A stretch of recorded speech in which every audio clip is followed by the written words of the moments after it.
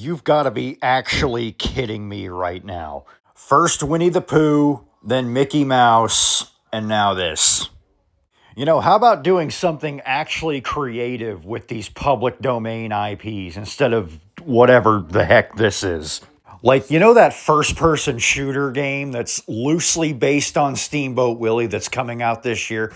I like that. That looks creative. This does not. We have seen this before. We've seen this before with Winnie the Pooh, Blood and Honey, and Mickey's Mousetrap. This is no different. This is just taking a classic cartoon character and turning him into something horrifying just for the sake of turning him into something horrifying. This is not creative. Like a lot of Looney Tunes, Merry Melodies characters enter the public domain in the next decade. Like Bugs Bunny, Porky Pig, Daffy Duck. Is this what's in store for them? Is this their future? I mean, I guess I don't even have to ask that question because I know it's going to happen anyway, because it's all for the sake of the meme, I guess.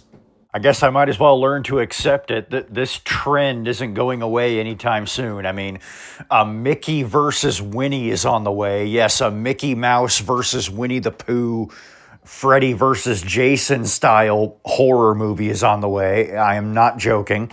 I'm not sure why, but people on the internet and the film industry, by extension, seem to have this weird fetish with turning beloved, family-friendly characters into horror icons. I mean, look at Mickey Mouse, for example. Like, they were making creepypastas and horror games about Mickey Mouse long before he entered the public domain.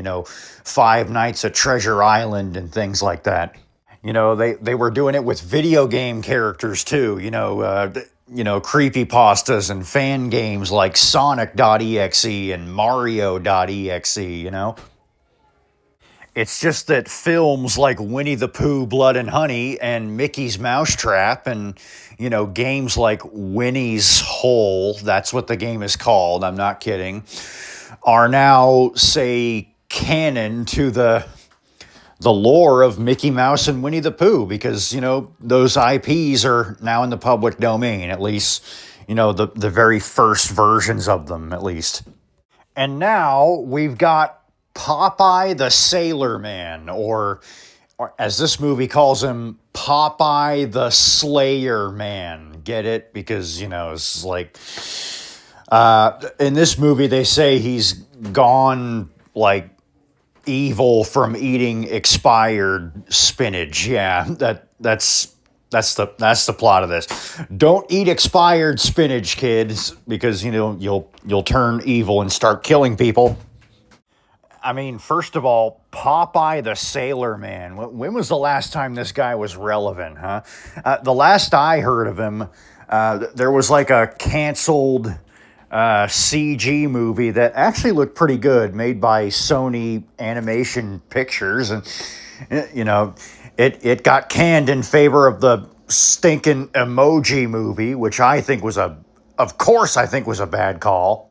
I mean, Popeye is in the public domain as of right now. As of right now in 2025, Popeye has entered the public domain. You can do anything you want with him. You can make a beat 'em up game based on his cartoons or his comics, I think, are in the public domain now.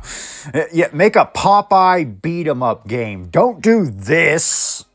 How about that computer animated movie that got canned? Like, try doing that again. Like, just don't make a horror movie. It's not creative. Once again, you're turning this character into a horror movie slasher just for the sake of turning him into a horror movie slasher because you think it's funny. Ha ha.